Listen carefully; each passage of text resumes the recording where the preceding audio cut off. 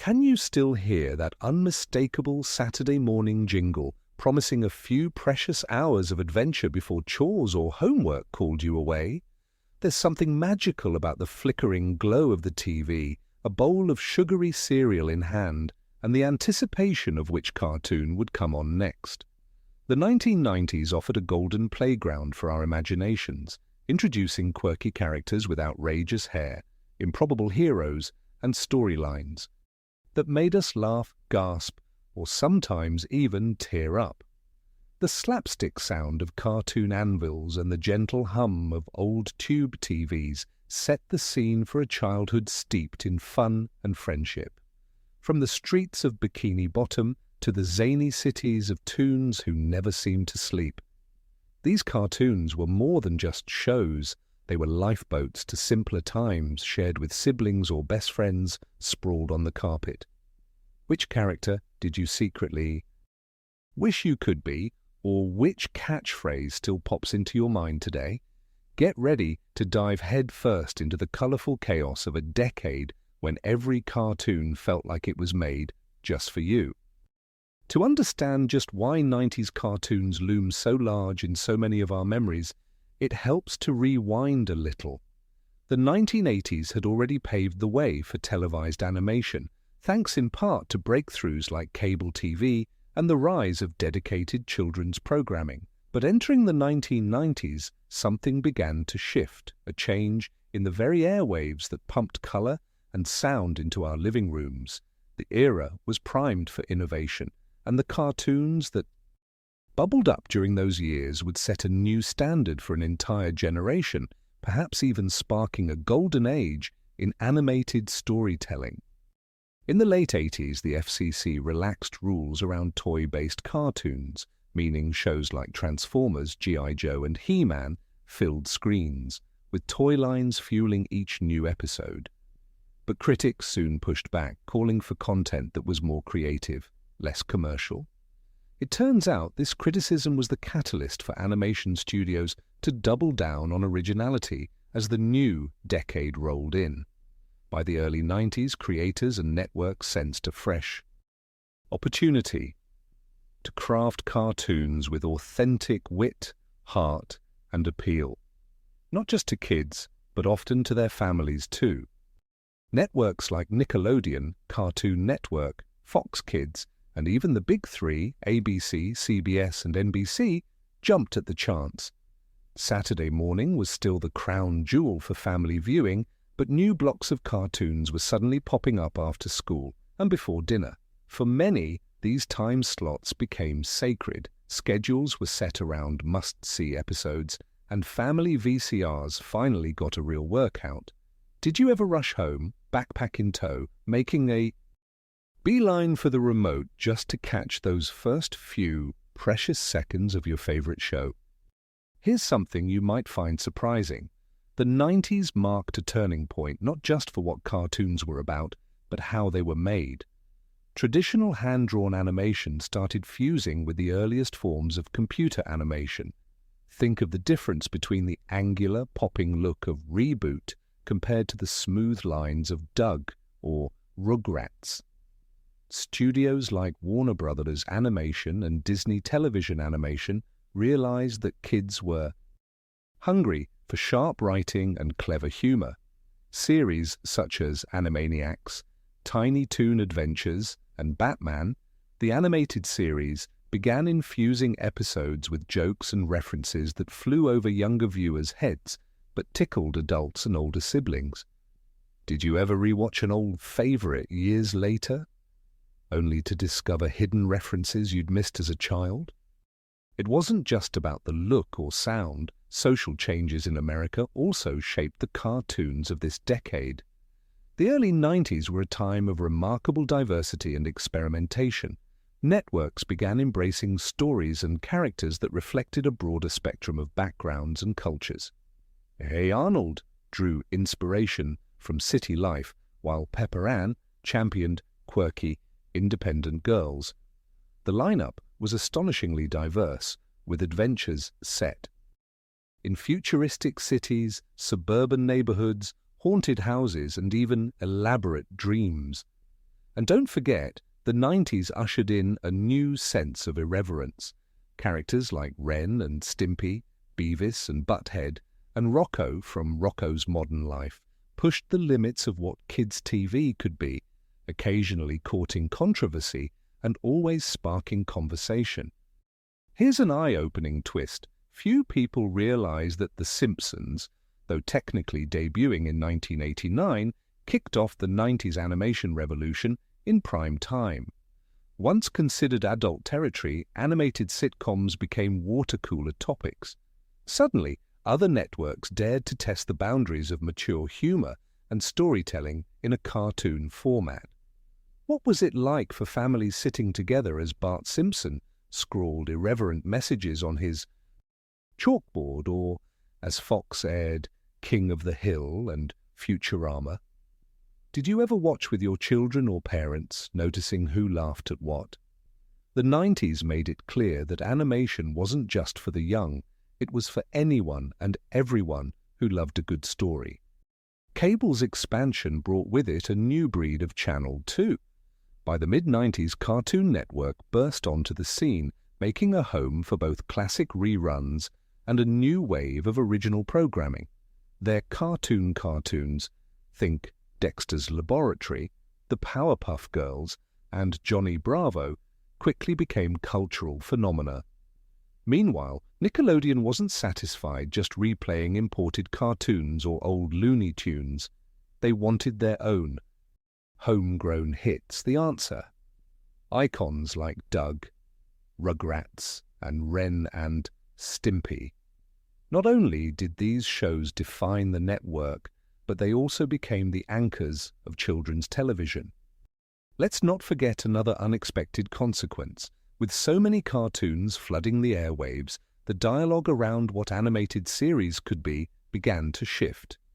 Instead of being a mere distraction, many educators and parents debated whether cartoons could teach lessons in empathy, friendship, and creativity. Shows like Arthur, Captain Planet, and Schoolhouse Rock brought messages about conservation, kindness, and history, all under the guise of entertainment. Do you remember a lesson or moral from a 90s cartoon that stuck with you long after the credits rolled? There's also the technological question. Did you ever notice how some 90s cartoons looked brighter and sounded crisper than those from just a few years earlier? This was the era when studios transitioned from cells and paint to digital ink and paint. Animation could be produced faster and with more vibrant color palettes. Even more, global studios began to collaborate. American studios would often send their animation frames overseas to countries like Japan or South Korea, streamlining production while adding a new dimension to the show's visual style. In fact, you might be surprised to learn that quite a few beloved series, like Batman, the animated series, and Animaniacs, featured animation completed abroad, fusing East meets West artistry long before globalization became a household word. With all these new elements, the experience of watching cartoons in the 90s was more communal and more immersive than ever before. Long before smartphones and streaming, you had to plan your day or week around shows, sometimes negotiating with siblings or racing neighbors to see who got dibs on the TV. Weekends, snow days, and sick days transformed into cartoon marathons, a shared ritual among friends and families. You might recall gathering around living room floors, each friend with a preferred character, calling out dialogue and, even if your parents didn't quite get the joke, sharing a language only kids seem to speak. But the most remarkable legacy of this transformative decade is the way it brought disparate groups together. Whether you were a Nickelodeon fan, a Disney devotee, or a Cartoon Network enthusiast, you could find common ground at lunch tables, on playgrounds, or in the back seat during carpool. The sense of belonging, sparked by mutual love for favorite characters, forged friendships that outlasted the shows themselves. And all the while, quietly, the world outside was changing. The internet was on the horizon, Cable TV was multiplying channels by the dozen, and society itself was grappling with new ideas about culture, media, and childhood. The question now lingers: how did all this bubbling creativity and boundary pushing in the early 90s spark the technical revolutions, memorable characters, and unmistakable style of the cartoons we can't forget? The answer lies in the next chapter, where artists and inventors joined forces to push animation into places we could only imagine. Get ready to peek behind the curtain and see how technological wizardry turned living rooms into launchpads for the unforgettable animated worlds of our childhood. As we come to the end of this vibrant journey through the world of 90s cartoons, it's impossible not to feel a familiar warmth, like that first flicker of the TV on a Saturday morning, casting a gentle glow across the room. We've walked back through the shifting landscape of animated television, remembering how, in the wake of the toy-driven 80s, a landslide of originality and imagination reignited the genre. We saw how networks like Nickelodeon, Cartoon Network, and Fox Kids raced to capture our imaginations with stories that felt fresh, clever, and often surprisingly heartfelt. The unforgettable debut of homegrown shows like Rugrats, Doug, Ren and Stimpy, and Cartoon Network's explosion of Dexter's Laboratory, Johnny Bravo, and the Powerpuff Girls marked a turning point, proof that cartoons could be outlandish and witty, but still deeply relatable. We remembered the shift from hand-painted cells to digital animation, the infusion of multi-generational humor, and the growing diversity that welcomed new faces and perspectives into our living rooms. Together, we recalled how these shows threaded themselves into the routines of our days, after-school pit stops, lazy Saturdays, or gatherings with friends where claiming the TV was a small but significant victory. Beyond the humor, bright colors, and catchy theme songs, these cartoons became the backdrop, sometimes even the heartbeat, of an era of enormous change. They sparked conversations, modeled friendships, offered comfort, and provided a common language that extended from playgrounds to homes all across the country. For a few magical years, the world seemed to stand still, while a cast of zany, courageous, and unforgettable animated characters shaped the way we viewed ourselves and each other. Even now, echoes of their catchphrases or the strains of those theme songs can transport us straight back to a time when our biggest worry was whether we'd catch the start of a favorite episode. In today's streaming world, where every show ever made is just a click away, there's something special about the memory of anticipation, the careful balancing act of finishing chores just in time, or waking up before everyone else to snag the best seat in the house. That sense of community, of sharing the moment with siblings, friends, or even parents who might sneak a few laughs themselves, is hard to replicate. It reminds us that television, at its best, brought us together, teaching lessons big and small, and offering a little magic precisely when we needed it most. How often do you find yourself humming a favorite cartoon's theme song, or quoting a line that only fellow 90s kids seem to appreciate? Which stories or characters helped shape your own adventures growing up? Now it's your turn to add to this tapestry of memories.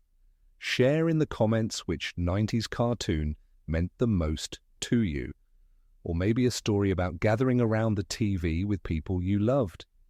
Did you dream of inventing like Dexter, saving the world before bedtime with the Powerpuff Girls, or just navigating small daily disasters with friends like Doug and Patty Mayonnaise?